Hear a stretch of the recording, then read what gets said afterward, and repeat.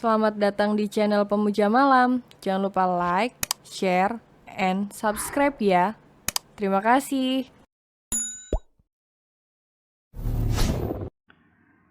Chapter 16. Kembalikan istriku. Malam ini ia sengaja untuk pulang sendiri, tak diantar supir dan Sebastian, agar dapat berlatih mengucapkan maaf pada Maria sebelum sampai rumah. Dia menginjak pedal gas. Hari ini sudah malam. Berulang kali ia menarik nafas, mempersiapkan diri untuk meminta maaf pada Maria. Bagaimana kondisi kamu? Aku minta maaf, ini aku bawakan obat, katanya di depan rear vision mirror alias spion dalam mobil. Ah, tidak, bukan begitu, katanya kembali menggosok muka. Aku sungguh minta maaf, aku benar-benar menyesalinya. Aku bawakan obat untuk kamu biar aku obati ya. Dia tersenyum kaku di depan spion. Sial, baru kali ini aku melihat wajahku jadi menyeramkan. Dia kembali menggosok muka saat melihat wajahnya di pantulan kaca spion. Sudahlah, aku jadi terlihat bodoh. Biar nanti aku katakan spontan saja. Dia kemudian menginjak dalam pedal gas, sehingga mobil melaju semakin kencang. Benar saja, tak butuh waktu lama, hanya sekitar 20 menit, ia sudah memasuki halaman rumah. Sekali lagi, ia menghela nafas panjang saat keluar dari mobil. Baru kali ini jantungku berdegup gelisah, katanya dalam hati. Selamat datang tuan, para pelayan membungkuk hormat saat dia masuk ke dalam rumah. Ia tak menggubris dan langsung naik ke lantai atas menuju kamarnya dan Maria.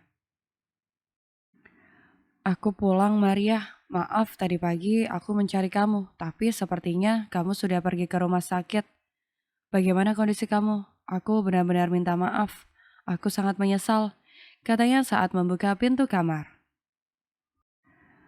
Namun, matanya membulat saat dilihatnya tak ada sosok Maria di dalam kamar. Ia kemudian masuk ke dalam kamar mandi. Namun tak ada pula Maria. Langkahnya kemudian cepat menuruni tangga ke lantai bawah. Di mana Maria? Apakah dia belum pulang? Katanya kepada para pelayan di dapur. Dari tadi pagi kami bahkan tidak melihat nyonya tuan. Begitu juga dengan Amirah, ucap ibu kepala pelayan sambil menunduk. Atau dia masih di rumah sakit. Dia pasti ketakutan pulang naik bus dan menunggu aku menjemputnya pulang. Kata dia dalam hati. Ia langsung mengambil kunci mobil di meja dan berlari keluar. Sekali lagi ia menginjak pedal gas dalam agar secepatnya sampai dan tak membuat Maria menunggu terlalu lama. Jalanan mulai sepi karena hari sudah malam. Ia sampai di rumah sakit hanya dalam waktu 15 menit. Ia membuka pintu ruang rawat ayah Maria cepat. Maria, aku sudah sampai, ayo pulang. Namun sama, tak ada Maria ataupun Amirah. Di dalam hanya ada Brahma yang masih terbaring di tempat tidur. Ia menghela nafas panjang, wajahnya berubah semakin gelisah. Matanya bergerak kanan kiri, melihat sekeliling kamar. Kemudian dilihatnya tas besar di dekat ranjang. Dia meraih tas besar itu, keningnya mengkerut saat melihat barang-barang Brahma berada di dalam. Dia ingin membawa ayahnya pergi, katanya kecil. Tapi kenapa tas ini masih di sini? Ayahnya juga. Aku harus mencari dia. Mungkin belum terlambat untuk meminta maaf, sambungnya. Dia kemudian berdiri dan pergi keluar mencari Maria. Nyonya Maria memang ke rumah sakit tadi pagi tuan. Dia mengurus ambulan untuk memindahkan Pak Brahma. Namun setelah pergi, Nyonya tidak terlihat lagi tuan. Ucap suster resepsionis saat Tias datang. Kapan terakhir dia terlihat di sini? Sekitar pukul 11 tadi tuan setelah mengurus ambulans. Dia refleks meninju meja resepsionis, membuat para suster terperanjat terkejut. Gerik tubuhnya semakin gelisah, mimik wajahnya cemas. Kalau tak karuan, dia kemudian pergi keluar dan menarik ponsel dari poket belakang celana. Tian, siapkan seluruh penjaga. Maria hilang dari tadi pagi. Susuri seluruh sudut kota. Aku tak mau tahu. Maria harus ditemukan sekarang. Pekiknya di ponsel. Maaf Maria, aku janji akan menemukan kamu.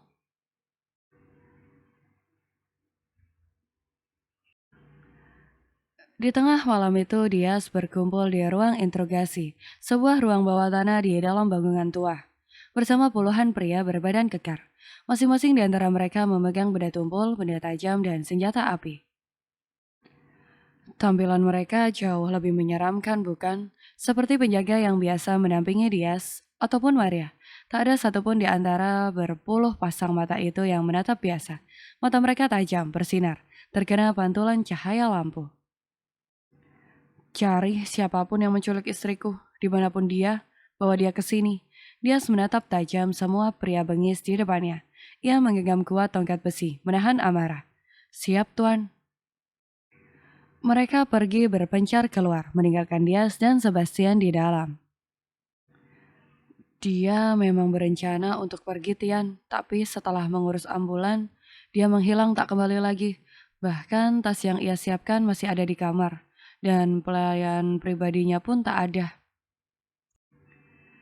Aku yakin ada yang menculiknya sebelum dia pergi bersama Amira dan ayahnya. Cari dia, Tian, apapun yang terjadi, Maria harus kembali dengan selamat. Katanya kembali. Saya lakukan, Tuan. Sebastian membungkuk dan pergi meninggalkan Dias.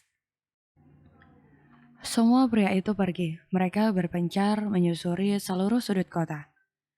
Pistol melekat tergantung di pinggang mereka masing-masing. Sebastian kembali pergi ke rumah sakit, mencari beberapa petunjuk, namun sayang kamera CCTV yang terpasang di seluruh sudut rumah sakit mati dalam kurun waktu 1 jam, tepat saat Maria menghilang. Sial, dia bukan orang biasa. Umpat Sebastian setelah keluar dari ruang pusat CCTV rumah sakit.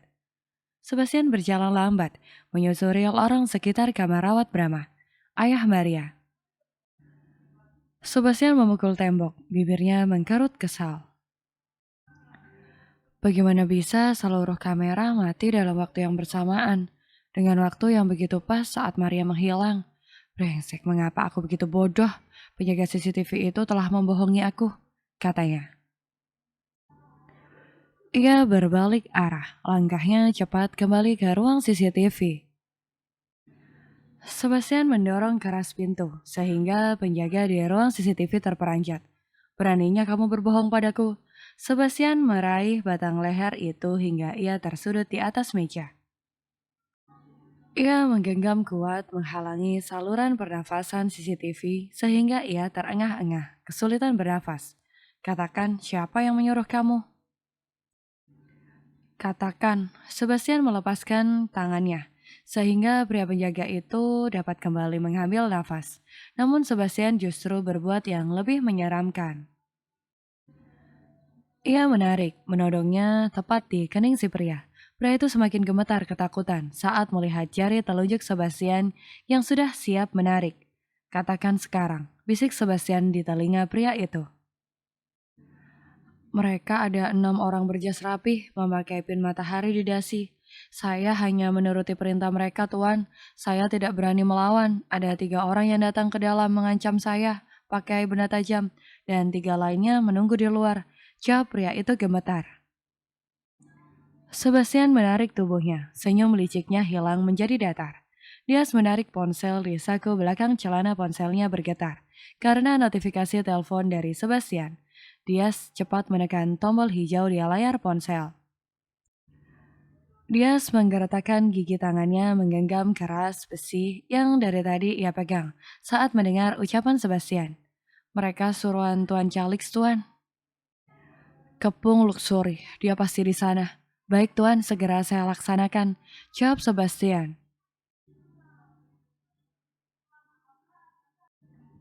Calix baru keluar dari ruang pertemuan Dewan di Luxury.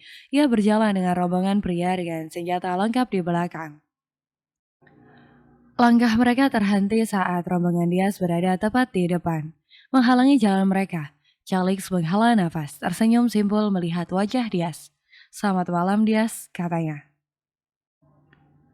Dinding di belakang Calix berasap saat meluncur dari yang ditodongkan Dias. Sambutan Calix dibalas di atas kepala oleh Dias. Semua pria yang mengawal Calix bergerak menarik di pinggang, namun Calix mengangkat tangan, tanda agar mereka menghentikan langkahnya. Kembalikan istriku, tatap dia tajam. Mata coklatnya membulat marah saat melihat Calix bak mata harimau yang siap menerkam. Seperti yang kamu bilang kan, Dias, apa yang datang padaku akan menjadi milikku. Dias kembali menarik balasan untuk jawaban Calix. Kembalikan istriku, pekik Dias keras. Bawa perempuan itu, ucap Calix kepada Brooks di belakang. Lepas, lepas, teriak seorang perempuan yang matanya ditutup kain. Ia dibawa dua orang pria dan muncul di belakang rombongan Calix. Aku memang berniat mengambil kembali milikku yang kamu curi, tapi ku akui, mereka terlalu bodoh karena menculik wanita lain. Kamu? Dias mengernyitkan dahi saat melihat Amira.